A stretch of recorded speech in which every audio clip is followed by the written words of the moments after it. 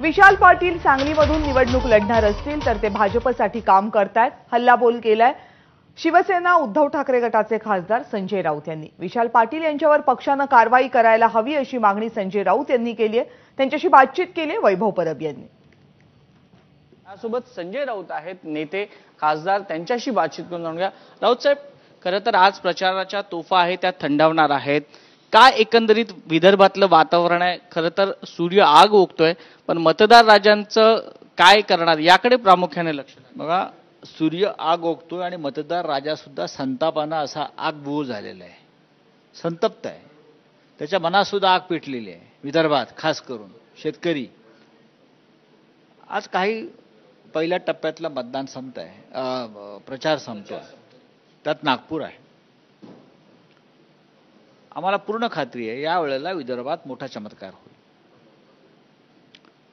आणि परिवर्तनाचा जो केंद्रबिंदू आहे देशाचा तो महाराष्ट्रातून विदर्भातून सुरू होणार आणि महाराष्ट्रामध्ये जे आमचं मिशन आहे 35+,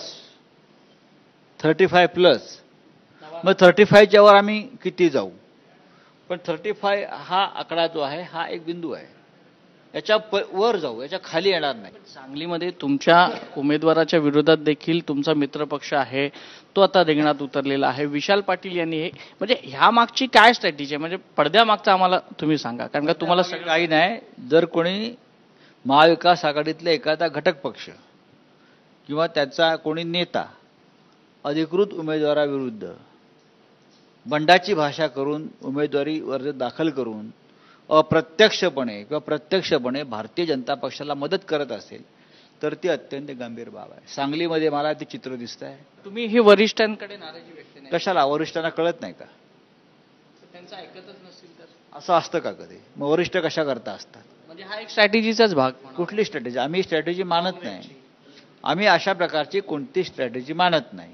आम्ही शब्दाला पक्के आहोत। जर कोणी महाविकास आघाडी आणि पक्षाची शिस्त मोडत असेल तर नियमानुसार कारवाई व्हायला हवी। महाविकास आघाडीत राहायचं आणि बंडखोर उमेदवाराच्या